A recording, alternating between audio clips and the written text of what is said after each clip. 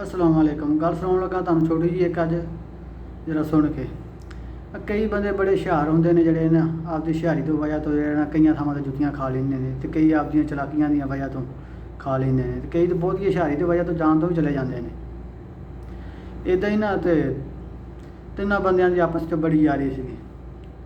एक मौलवी, एक वकील ते एक जिहड़ा दानशवार, इन्हां तिन्नां दी बड़ी यारी सी आपस में। तो कोई ना कोई कुदरत खुदा दी कोई ऐसा काम हो गया जिहड़ा ना तिन्नां नूं एक टाइम ही ना सजाए मौत जिहड़ी है ना सुनाई गई। वो पहले वक्तां च सजाए मौत का मुख्तलिफ तरीके होंदे सीगे कई। तो कोई जिहड़ी है ना फिरकी उत्ते टंग के तो रस्सी उहदे नाल बन के पत्थर नूं खिच के छड्डदे हुंदे सीगे।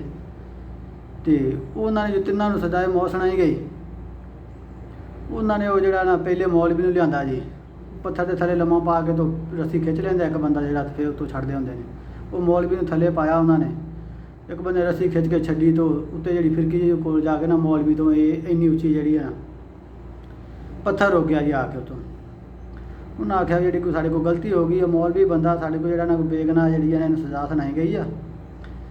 तो मौलवी के कोई माल चंगे, मौलवी के जिहड़ी गनाह नहीं जिहड़ा ना इहदे थले ने तो बड़ियां बंदियां नूं फांसी दित्ती है, ते जिहड़ा ना कोई भी नहीं बचिया। जिहड़ा मौलवी बचिया ना साढ़े को गलत फैसला हो गया कि मौलवी जिहड़ा अल्लाह दा बंदा है।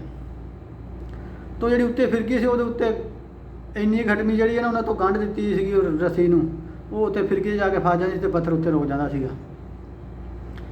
उन्होंने मौलवी नूं जिहड़ा ना बरी कर दित्ता, छड्ड दित्ता जी।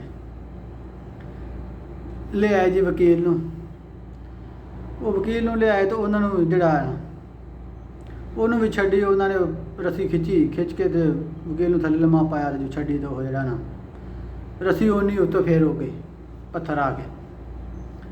उन्हें आख्या भी बंदे जिहड़े ने वाकई बेगनाह मौलवी भी, ये भी जिहड़ा ना साढ़े को गलती हो गई ने भी बंदियां जिहड़ी है ना बेगनाह को फांसी दी गई है। जिहड़े पत्थर ने तो रुकदा ही नहीं इत्थे आके, जिहड़ा इन्ना उच्चा बंदियां तो आके रुक जांदा पत्थर। तो वो जिहड़ा तीसरा बंदा सी ना हुशियार ते चलाक ज़्यादा, उन्हें आख्या तुहानूं तो दीदा ही नहीं, वो उत्ते वेखो जिहड़ी फिरकी है ना बन्नी, उन्हें उत्ते जाके गंढ जिहड़ी वो फिरकी दे विच फस जांदी है। वो चलाकी हुशियारी वाले बंदा जिहड़ा उस आख्या तुसीं वो गंढ खोलो तो पत्थर हैडको मैडको उत्ते आना वजना, वेखीगा बजदा है मौलवी या नहीं, किवें सिर फिसदा इस। उन्होंने वो दो छड्डे सीगे, तो तीसरे उसदी वारी सी, उन्होंने गंढ तो खोल दी। उन्होंने आख्या तेरी वारी आ बई, उन्होंने पा लिया लम्मा। वो जो उन्होंने पत्थर खिच के छड्डिया उत्ते अगे गंढ फस जाती सी, वो फिर गंढ तो नहीं सी पत्थर, वो आया तो वह जी ना नाल ही घैं हो गई, वह मुक गया। कई बंदे इदां आपकी हुशियारी चलाकी की वजह तो भी मर जाते हैं। तो हर थां ते जिहड़ा बोलना चंगा नहीं होंदा, किसी थां ते बंदे नूं चुप जिहड़ी है ना वो बड़ा फायदा दे दिंदी। ये नहीं भी मैं बड़ा हुशियार हाँ चलाक हर जगह ते गल कर लैंदा, मैं बोलदा वां। वो इदां ही ना किते विआह सीगा ते एक ना मुंडे वालों खड़ो गया भी, उस आख्या मैं मुंडे दा मामा जी। दूजा उधरों कुड़ी वालों खड़ो गया, उस आख्या मैं कुड़ी दा मामा। इधरों मुंडे वालों खड़ो गया एक जी, उस आख्या मैं मुंडे दा ताया। उधरों कुड़ी वालों एक खड़ो गया जी, उस आख्या मैं कुड़ी दा ताया।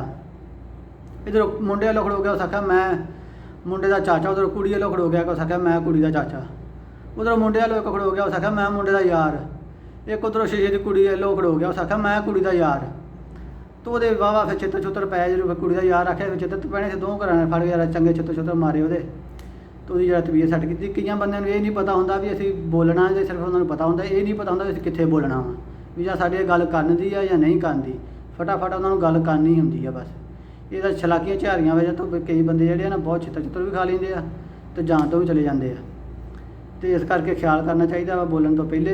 वीडियो साड़ी चंगी लगे लाइक और सबसक्राइब जरूर करना। मिलांगे दोबारा नई वीडियो के साथ।